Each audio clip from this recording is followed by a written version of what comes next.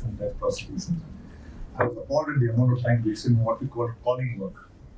So I thought to myself that, we have the thing that we are, let's say 11.6 or let's say hypothetically 13 judges per million, and the United Nations says you must have 100, so that's the standard argument. And so I thought to myself that, look, we don't have the money, they're not going to double, triple the judicial allocation for the judiciary.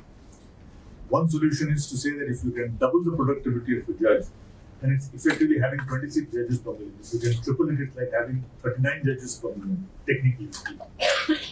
And I'm a great student of Kaizen in the Japanese thing, and the most important word in this is called Buddha, is waste. So anything in a judge's time is from 10:30 to 5:30, at least in Madras City Civil Courts. And anything which is not spent on disposing a case is Buddha, is waste. So how do you eliminate that waste? And through the Indo-Japan Chamber of Commerce in CII, we did a pilot study in the Madras City Civil Courts, and Daksh, if you look at we did the same study in Karnataka through the Panchala Foundation. And I tell the audience that we found that 58% of the time of a city civil court, trial court, is wasted on calling work, what we call the case adjourned, call the case adjourned, and 42% of the time is spent on criminal work. As a junior, we used to start at 10:30 in the morning, and till 11:30, 12, they just be calling. There'll be a huge list, and they'll call so-and-so, adjourn, and the man had to write it. And then only around 12:15, the trial started. You go on till 1:30. And again, after 2 o'clock, Passover matters, again another 45 minutes. So effectively, we had trials only for about an hour in the morning and an hour in the evening. How to double that? Now, one thing, I don't know if you can think of what thought was, why not outsource this kind of thing? Like you have evidence taken by the master courts. Is it possible to have all this calling work done by some retired people? So you will save, just imagine 42% of the time is saved. And in terms of judge fatigue, if you're going to start taking evidence and listening to arguments and tired, you're tired. But if you start off in the morning, that much more time is saved. So I always thought that, and just as APSHA gave us encouragement, we had a project, which was going to be a budget of 5 lakhs or 3 lakhs.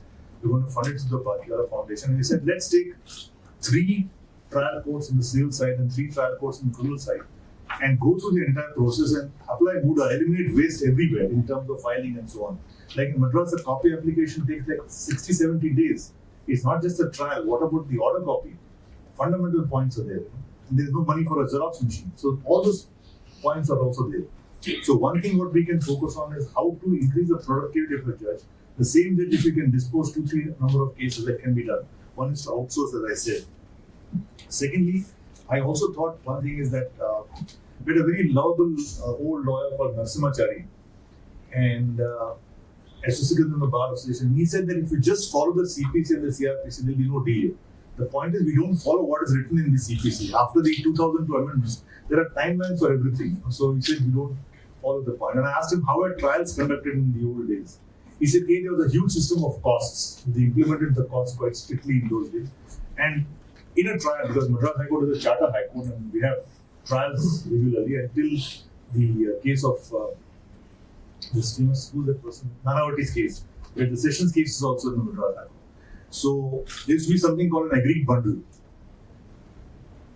Admission documents, etc. is done. There's an agreed bundle. Only limited documents are taken for trial. The second very important thing which you must note is that under the CPC, which is never done, trial must go on a day-to-day basis. And as a junior, my senior was a leading criminal lawyer. He used to go to E-Road, all different places. And Monday to Saturday was non-stop trial. There was no question of having a day-to-day. And the investigating officer comes after 2 months. The doctor comes after 3 months. No, it starts on Monday and goes non-stop. That was the way in which, as late as the 80s, when I was a junior, the trials were being done. That was just gone away. So these are all the systems which also Daksh can think on. Use of judicial time on following the CRPC, especially after the 2012 amendments. That we can really implement. And just a local mention about the cost, keeps getting adjourned. One thing that bothers me is about there's no cost. You can adjourn a case, and I used to come from Madras to Delhi and come here and suddenly the case is adjourned and you go back. Who pays for it? And I talked to my colleagues in London who are practicing in the Crown Court. Any single adjournment will cost your client 1,400 to 1,500 pounds because the day is fixed. Of course, we also have a problem that you say the lawyer takes an adjournment, but if I come on that day and the matter is not taken up because there is sheer pressure of time, that also you can't strictly blame the lawyer. So the whole point is about so many people. And in one point also we seriously ponder and talk of delay in cases. In one of the seminars I participated in the National Judicial Academy, Justice Sinha gave a very important figure. He said, we worry about the arrears. You should say you worry about the number of filings per million in the population, which is much less. There are more filings per million in Singapore than there are in India. So people now today say that today, like my son tells me, if somebody doesn't pay him 3 lakhs, he said there's just no point going to court because I'm never going to get my money. So Justice Sinha made a very important point. See the number of cases filed per million. That is very low in India. So talking of arrears, many people are not simply going to courts because they say there's no point at all. And I've spoken to some police officers in Madras who are in the IPS and so on. A major point is the witness comes once, doesn't get the witness barred up properly. Third time he doesn't turn up. In many cases end in acquittal because he has come 2-3 times. He's selling coconuts somewhere or selling some fruits. He's an eyewitness. How many times can he come from Trichy to Chingalpet? Twice, thrice? That's all. Nobody gives me any money for the bus fare and so on. It's all on paper you're supposed to give, but nothing happens. So that's another practical difficulty. I would summarize that as far as you're doing a fantastic job. As just local mentioned that Delhi is a much better place. I tell you, I have a habit wherever I go, I normally go to the port in that city, much to the horror of my wife, but I make it a point to go to the port. So I'd gone to see, I just love to go and see how's the court in that particular city. So I'd gone to Bharatpur to see the bird sanctuary, and I just went into the sessions court there in Bharatpur, and I was horrified. There were no tables and chairs. And to my shock, the judge was there, a lawyer standing on that, the old clubs you got, that newspaper. He's sitting and talking like this to the judge. One witness is being examined simultaneously. There's a little dog sitting at the entrance of the court. So it's just sessions court. So this is the state in many places. Tamil Nadu, of course, is much better, not as good as Delhi, but we do have much better courts, and the government has spent money on updating the courts and so on.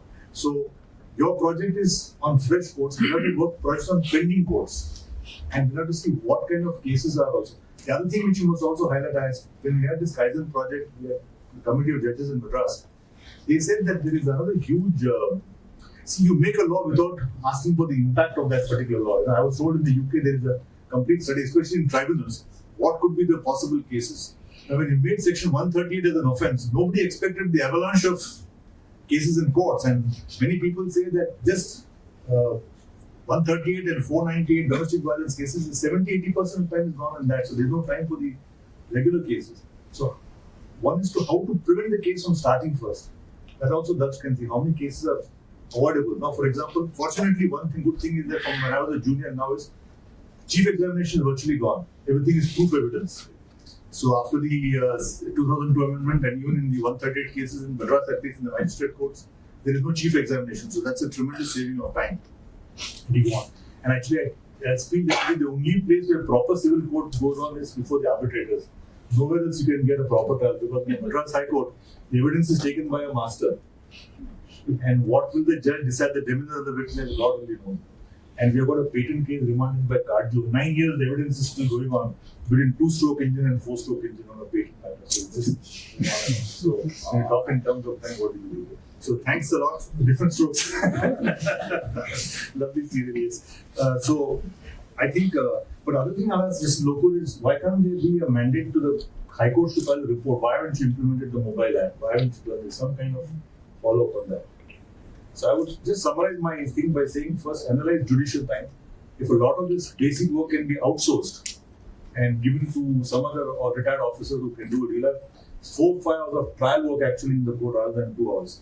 And secondly, a system of costs. And thirdly, infrastructure of course can be